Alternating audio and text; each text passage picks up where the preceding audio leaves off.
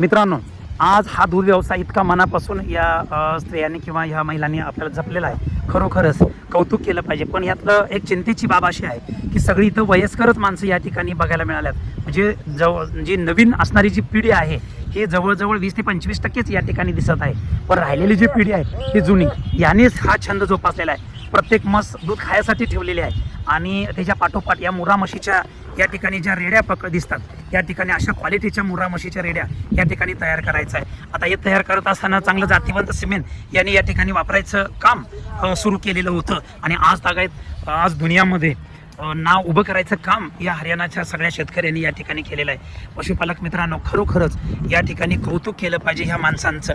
कारण अशा क्वालिटीच्या मुर्रा म्हशीच्या रेड्या ह्या तयार करणं आणि अख्ख्या भारतभर विकणं आणि तो पैसा प्रचंड आपल्या राज्यामध्ये खेचून आणणं जरूर काय हे एक प्रचंड मोठी मेहनत आणि प्रचंड मोठं काम आणि या ठिकाणी खूप काही इन्कम सोर्स या ठिकाणी या पशुपालकांनी उभा केलेला आहे. बघा ना, एवढं अंगाची लाही होत असताना सुद्धा ही जनावर या ठिकाणी पोहण्यासाठी आलेले आहेत. चांगल्या पद्धतीने आता ही मुर्रा म्हशीची रेडी जर बघितली आता ही तर माझ्या माहितीप्रमाणे 6 ते 7 महिन्याची आहे आणि तिच्या पोटात दुसरं पण बाळ असावं त्या आईच्या.